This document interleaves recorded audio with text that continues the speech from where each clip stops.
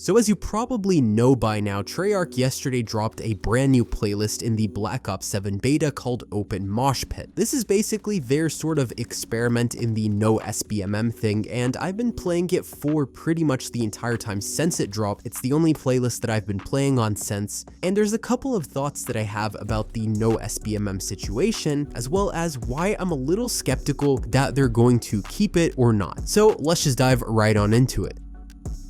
So for years, a lot of people in the Call of Duty community have been talking about SBMM and the impact of skill-based matchmaking on the actual game's enjoyment levels. I personally have never been a fan of SBMM. Older Call of Duty titles didn't need SBMM, and even when SBMM was incorporated, it is definitely not the same sort of algorithmic type of thing that they've been doing since Modern Warfare 2019. Now, there's a lot of other issues that are coming along with SBMM in Call of Duty. For instance, the intensity of the aim assist is something that a lot of people don't like. A lot of people aren't fans of EOMM or engagement optimized matchmaking. Some people just aren't a fan of the visual look, the maps, things like that. But for the most part, SBMM has kind of been the topic for a few years now in the Call of Duty community. Now, for the most part, SBMM seems to have been an Activision only decision, because when asked about it, Treyarch finally kind of said, "We're just the developers, we have nothing to do with the decision to include or exclude SBMM in the game." So Activision probably realized that the Battlefield 6 competition is super high. Not only that, but Microsoft did kind of lose $300 million by putting Black Ops 6 on Game Pass. Then they recently raised the price of Game Pass, and it seems like they're trying to kind of show a good face in front of the players that you should get Black Ops 7. Whether or not the no SBMM thing is going to actually make it into the full launch of the game is very much suspect. It's up in the air right now. Nobody really knows. The Ghost of Hope over on Twitter, who is a prominent leaker and has been pretty much credible in his space for a long time, has said that it looks like there may or may not be the inclusion of this no SBMM playlist in the full launch of the game. Now the thing is though, it's not clear if it'll be the default or if it will maintain a playlist. However, there's been no updates on non-disbanding lobbies yet. Treyarch did kind of hint what seems to be a sort of test that they're doing for disbanding lobbies, which is another big issue in Call of Duty that's been kind of bothering a lot of people for years now. So it's possible that we may be getting no SBMM, no disbanding lobbies. However, there's a couple of reasons why I personally think that it's still a little bit iffy on that front. So the first thing is Activision claimed that they had tested in their games before the idea of lower or no SBMM compared to SBMM, and they found that player retention was different. Now, according to their studies, they found that apparently people who were playing lobbies with SBMM were more likely to stay in SBMM lobbies than they were in lobbies with lower or no SBMM. Anecdotally speaking, what I saw yesterday as I was playing in the no or I guess reduced SBMM lobbies was a lot more people leaving than I was used to seeing in SBMM heavy lobbies. So it's possible it's because that we were still in the early access beta and a lot of the people who are going to be playing this mode are probably sweats, really into Call of Duty. They just follow the news a lot. But the thing is, if somebody who isn't a tryhard at Call of Duty hops into one of these playlists like the Open Mosh Pit, sees that basically everybody they're playing up against is really good at the game, because more often than not it's going to be skewed that the more tryhardy people are going to want to play a no SBMM playlist, then more likely the casual players will leave those sorts of lobbies because they're going to get stomped on the entire time. And the thing is, a lot of people don't like getting stomped on.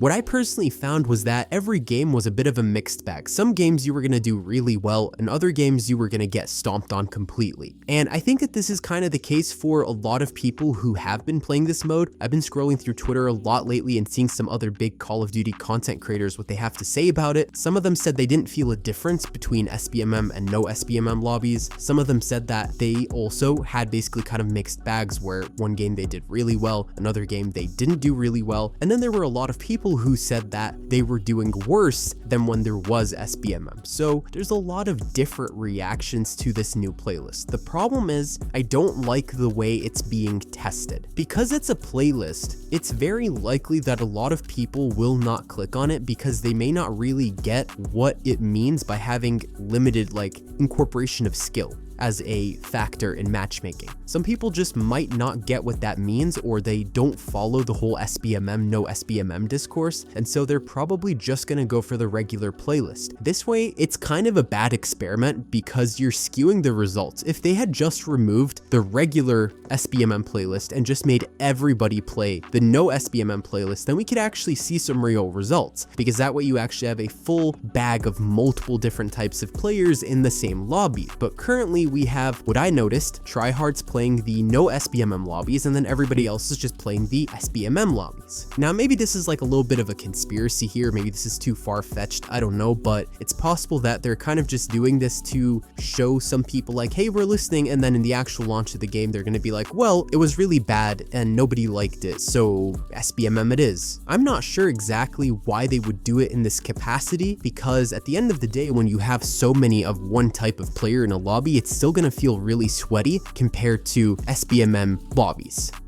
Another thing is, with the Battlefield 6 launch coming up in just a few days, it's also very likely that Black Ops 7 is trying to recuperate a lot of those pre-orders that they were losing out on because of the people who are pre-ordering Battlefield 6. Because Battlefield 6 has so far seen on Steam alone over 1.7 million pre-orders, and this is one platform on one system, because PC also includes EA Play, Epic Games, so we're only looking at 1.7 million on Steam. That's not talking about PlayStation, Xbox, people who have EA Play Pro, which is a subscription service for EA.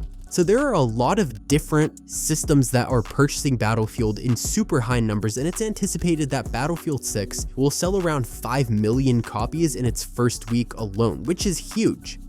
A lot of people, they loved the open beta, they saw that it was really solid, and so they just decided to go for Battlefield over Black Ops 7. Now, after playing through the Black Ops 7 beta, I can say that it's not as bad as I had anticipated, but of course I can see why so many people are going to be skeptical about Black Ops 7, and when you try the SBMM versus no SBMM playlists, and let's just say you're more of a casual player, you don't really like to play that much, you just kind of, like a lot of people say, they want to get on, they want to play, they don't want to think about it, and you're seeing like virtually no difference between the two lobby types, then you're more inclined to not want to play the game at all. For me at least, I liked the no SBMM lobbies because I don't like SBMM. But beyond that, I felt like every game had its own sort of circumstances. It wasn't like you could expect the exact same result, or if you do really well in one game, you're gonna get stomped on for the next like 5 games. You had a mixed bag of results because in every lobby you had great players, you had okay players, you had COD League type players, like you had everything in one lobby, which felt really cool, and it felt more like what you'd think a casual non-ranked mode is supposed to play like. Personally though, I'm hoping that when Black Ops 7 comes out, that this is not just a playlist if they do decide to retain it. I hope that this is the default for the game, because when you make it as just a playlist, virtually nobody is gonna play that except for the sweats, and then you kind of have created your own like skill-based matchmaking on your own. It's not going to be a fair experience, and I don't think currently in its implementation it's a fair experience with good results either. This is a very skewed test, and it's going to have very skewed results. Some people suggested that it might be placebo and that they actually just have skill-based matchmaking all along, and so it's just their way of kind of being like, yeah, we removed skill-based matchmaking, but it's still really there. That kind of feels a little bit conspiracy-like, but I don't know, we never know truly what they're doing. And the thing is, a lot of players who are used to seeing good stats are currently kind of experiencing something interesting where they're not doing as great as they usually would. And that's kind of part of the reason why I'm still iffy on if they're gonna include it in the full release of the game, because they can easily just look at these results, look at the player feedback, and see that a lot of players are like, hey, all of a sudden I'm not doing so great, I don't really feel like playing anymore because I can't win anymore, and so they might be like, well, nobody was having fun, so we're not gonna include it. That's sort of the concern here in my opinion, because again, the way the test has been set up is very skewed. But of course, I'm glad to see that they at least claimed that they listened to the player feedback, but it's definitely weird that it took years of complaints and then Battlefield 6 to release, and then a ton of losses made from not selling Call of Duty as much for them to kind of realize, hey, we actually have a problem. But anyways, let me know what you guys think in the comments below. Do you think that Activision will genuinely let this no SBMM thing continue into the release of Black Ops 7? Why or why not? Like, share, subscribe, turn on notifications set to all so you never miss out on another upload, and that's all for today, folks.